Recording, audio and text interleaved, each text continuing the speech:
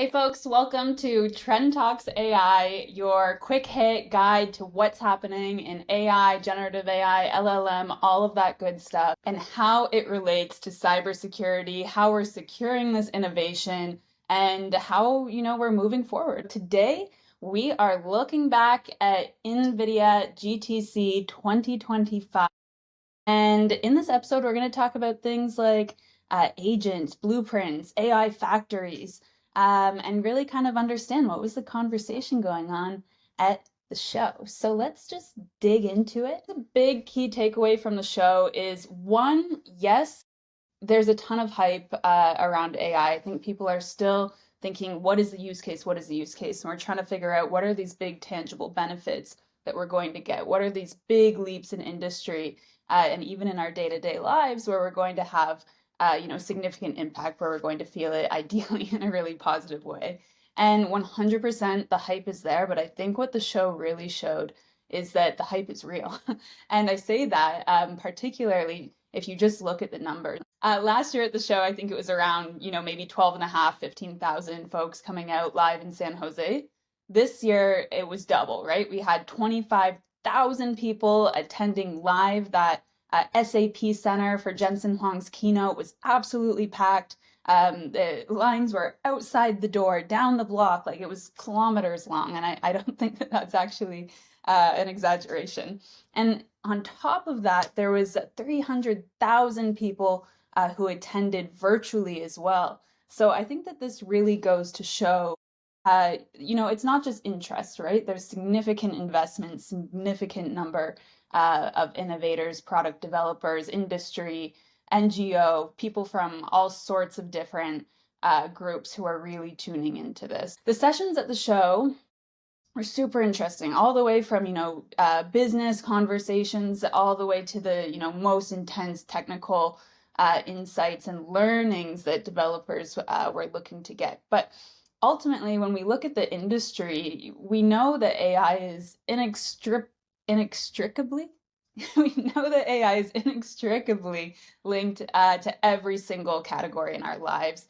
Whether it came in the form of manufacturing or climate crisis solutions, healthcare and drug discovery, all of these categories are impacted, right? From an industry perspective, one of the big takeaways, and this couldn't be missed, was this new-ish concept of the blueprint. Everybody at the show has a blueprint, and if you don't, you're definitely behind. And NVIDIA's blueprint concept really goes beyond just, technical documentation. Very often we show product architecture by looking at different, services and tools that we're using to build that product. But ultimately, what the blueprint has become is this common language, this common denominator amongst everybody, every industry who's innovating in this space, so that we can compare requirements. It's this common mapping that everybody is using. And there wasn't a single conversation happening at GTC this year that didn't use the blueprint as that common foundation. And this is really helpful for us when we start looking at use cases, intended outcomes, what technologies are required to build and scale these solutions. From the NVIDIA perspective, Omniverse, which is used for those digital twins, AIQ, which is the technology underpinning those agentic systems that there's been a lot of chatter about. We'll talk about that as well, is helping us actually standardize the way that we build and drive a lot of consistency. From a security perspective, and I think this is really relevant for CISOs and for CTOs, is that these blueprints actually offer a map for you to identify where your cybersecurity stack is going to fit in, especially if we're thinking shift left. So shifting left into that initial design phase and making sure security is being thought about really proactively. I would also suggest that if your cybersecurity vendors, your cybersecurity partners, your service providers are not talking in the language of blueprint, and you're a company who is building AI solutions for your customers or for internal use, this is definitely something to be thinking of. I would go as far as to say they may not be the best partner who can help you out. This is the language that builders are speaking in right now, and it's helping us build better quality products, better quality outputs, better quality outcomes. So if we are building, we're looking to spot those points of weakness, vulnerabilities up front. Start at the blueprint, start mapping your requirements to your needs here and what you're going to need from a tech stack perspective. Another big conversation happening at the show was AI factories. What are AI factories? Well, new collaboration between Dell and NVIDIA has really sparked this conversation around the AI factory. And basically, when we're talking about this, we're talking about a combination of computing infrastructure, so GPUs, the hardware. We're looking at data management. Data is really the lifeblood of all of these initiatives that we're working on, software, tools, security, as well as those reference architectures or those blueprints, right? So the goal of the AI factory is essentially to make it possible to scale the AI product and deploy it very, very fast. So the goal for organizations is for anyone to be able to build, to scale, to actually leverage these solutions in a really custom way. So not just broad AI for broad use, but actually having a really custom outcome that's unique to your business requirements. The AI factory does go broad, though, when we look at what it's touching within the enterprise digital infrastructure. So again, from the cyber perspective, we really want to be proactive when we're investigating AI factory as a potential use case for us by looking into things like the software vulnerabilities and the how data is moving within the organization or flowing within the factory, and any misconfigurations as well. All of these things we want to be thinking of very proactively so that these initiatives are super successful. Third topic at the show, quantum is arriving. It's coming up more and more. Certainly quantum has been in the cybersecurity discourse for a number of years now, but it was largely theoretical, right? We're sort of speculating, okay, what should we start thinking about from a crypto perspective? But now we're really looking at practical implementations as NVIDIA announced its Accelerated Quantum Research Center, which I believe will be hosted in Boston, and the use of the NVIDIA Q2Q quantum development platform as well. And the purpose of this platform is for researchers to develop new sort of hybrid quantum and classical computing algorithms and applications. And this is really exciting. However, again, it does come with some really highly relevant cybersecurity it does come with some highly relevant cybersecurity implications as well. So primarily concerning encryption vulnerabilities. So forward-looking organizations who are looking at quantum computing as part of their roadmap will be thinking of quantum resilient encryption implementation, maybe cryptography, security posture management as a future-proofing exercise in order to get in front of this, the risk, and also to promote that innovation within the organization as well. Quick mention on Agentic. Oh my God, Agentic AI is the new generative AI. If you've been hearing about Gen AI over the last 2 years, I think the kind of buzzword that you're going to be hearing for the next year and a half or so, if you haven't already, is Agentic. So NVIDIA announced a new Llama Nemotron models, and this is a really big leap in agentic and reasoning AI. And Jensen showed this on his keynote as well, how the use cases are not necessarily changing, but the quality of those generative AI interactions certainly are, and they're requiring a lot more tokens and a lot more compute in order to make this happen. But the outcomes are certainly much, much more impressive.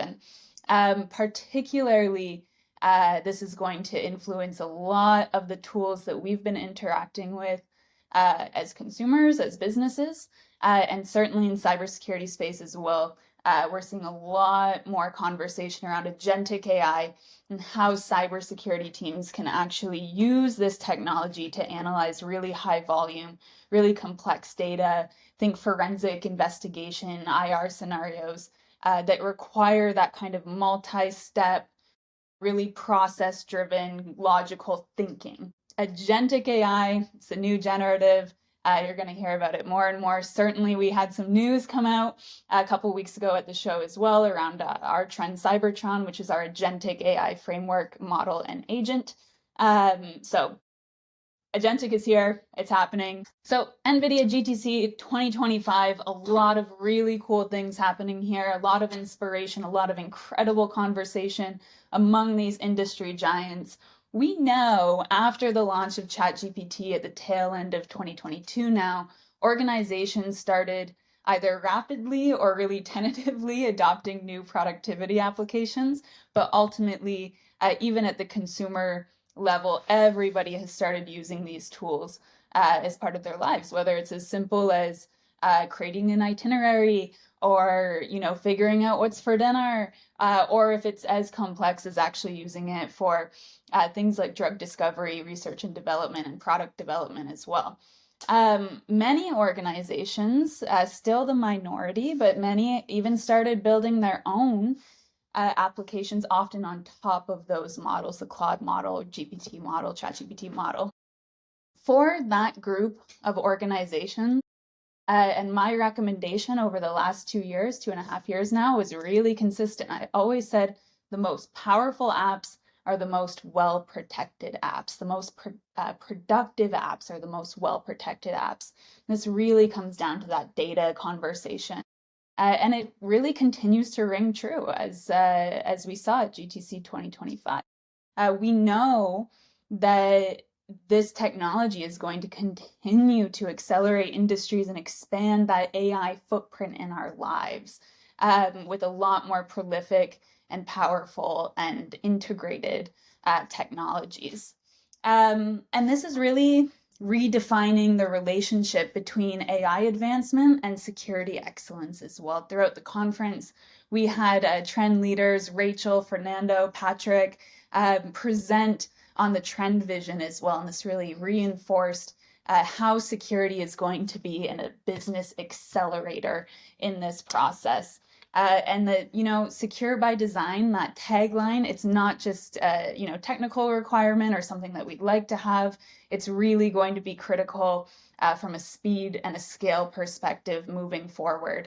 This technology ultimately cannot move fast, cannot scale if it's not being done in a really safe and responsible way. So I really do believe these organizations who are thinking of security as part of their AI roadmap, who are identifying security early on as an enabler and looking really proactively at where security fits into their roadmap, into their blueprints, is really going to be a massive differentiator for those who are really, really successful. So with this approach, organizations are going to be able to accelerate innovation, really limit that risk early on in the development cycle, and drive more powerful technology outcomes, better productivity gain. If you're interested, please do read the Trend Vision 1 Blueprint for AI Security. This is going to give you everything you need to start operating in that proactive mindset when it comes to building, but also when it just comes to adoption within the enterprise as well. Thank you so much for tuning in to episode 1, Trend Talks AI.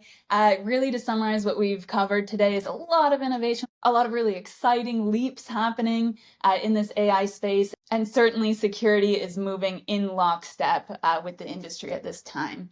Next time on Trend Talks AI, we're talking social engineering, we're talking deepfake, we're talking audio fake. We're going to get into everything that's been happening over the last 12 months, how adversaries are getting craftier, and what you can expect in the next few months ahead here as well.